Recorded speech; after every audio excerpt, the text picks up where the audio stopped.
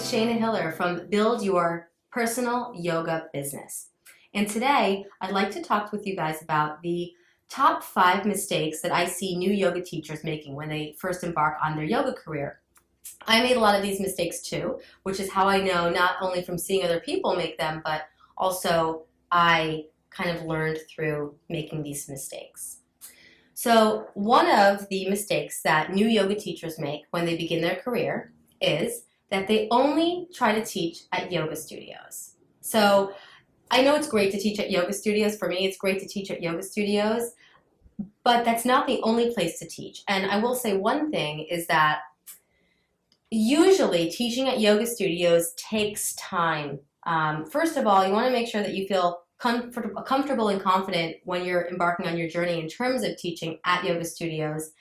And depending on where you live, I mean, I live in LA and there's pretty much a yoga studio at every single corner. And if you don't live in Los Angeles, chances are there's not that many yoga studios where you live. So you don't only have yoga studios to choose from. There's other places that you can teach yoga. So if you feel limited in your options for where to teach, just know that there's so much out there. There's gyms, there's apartment buildings, there's corporate yoga, and there's a lot of other opportunities for you to build your business and not have to be limited just to yoga studios. And this has to do also with finances, which we'll get into later. The number 2 mistake that I see yoga teachers make is that they stop practicing yoga because they're so busy teaching yoga all day.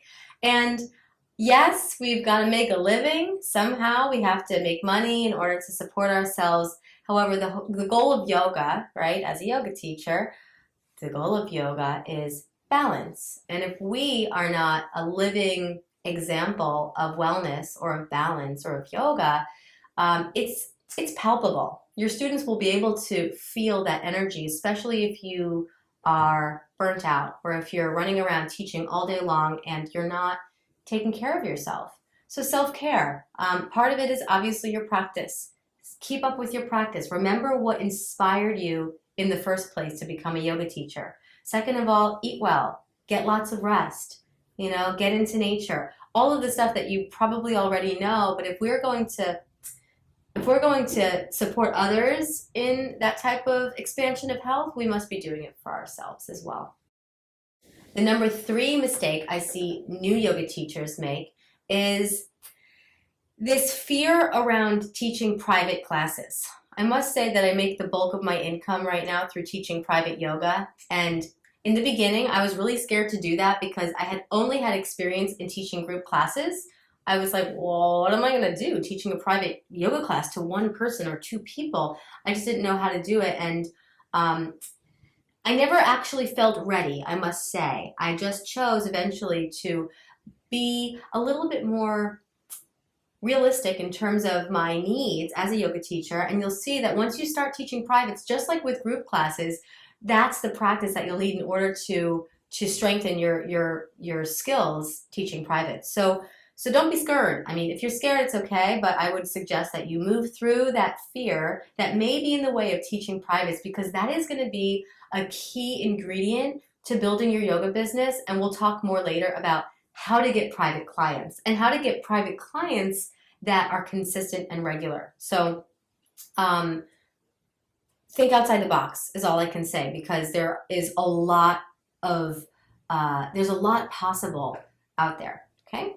Number 4 mistake that I see yoga teachers make is that they teach at too many different yoga studios. I remember when I first started teaching yoga, the more different studios that I was teaching at, the better. I couldn't wait. I remember I used to post it on Facebook, like, I'm teaching here at this time, here at this time, there at this time, thinking that the more studios and gyms that I was teaching at, the better. And when it comes to teaching yoga, I must say, less is more. Less is a lot more. Because first of all, running around from studio to studio isn't always exciting. Second of all, it's more challenging to build a sustainable following when you are spreading yourself thin.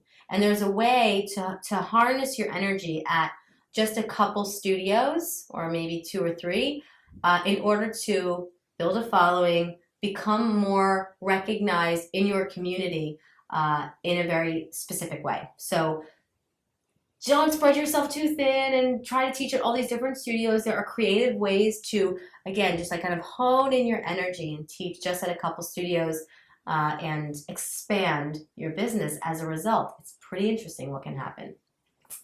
And the final mistake I see yoga teachers make when they embark on their yoga business is a lack of future thinking. Now, I'm not suggesting that you become really anal and oh, it must turn out a certain way. Expectations we can let go of, but having some sort of structure or idea of how you'd like your yoga business to look 5, 10 years down the line. I know I used to hate goals. Like, I don't know what my goals are. I'm present. I'm just going to see what happens and go with the flow. It's great to have that component to you because that's what's going to make you an amazing yoga teacher.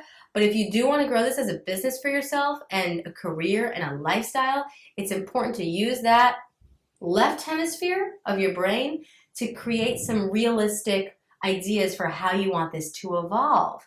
So be mindful that your physical body, even though you may be in great shape now and you can demonstrate all the postures, may not always be that way. So be conscious, right? There's a lot of different avenues that you can take this, from teaching trainings to retreats to workshops to writing books to other online programs, other types of ideas that you can use down the line. Collaboration, there's a lot. We'll get into that later, but a little bit of planting a seed for you to meditate on what it is, how you'd like to grow this. So you can have some sort of a frame of where you are now versus where you want to be. Because I'm telling you, your intentions are powerful.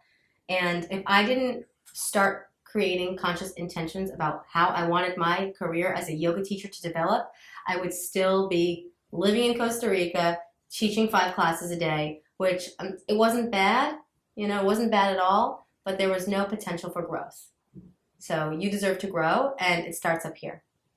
Okay, so meditate on that, enjoy, subscribe to this video and all videos like this if you enjoyed it. Remember, keep up your practice, take care of yourself, because when you do that, you're ultimately taking care of everyone else. So trust the journey. I'll see you soon. Namaste.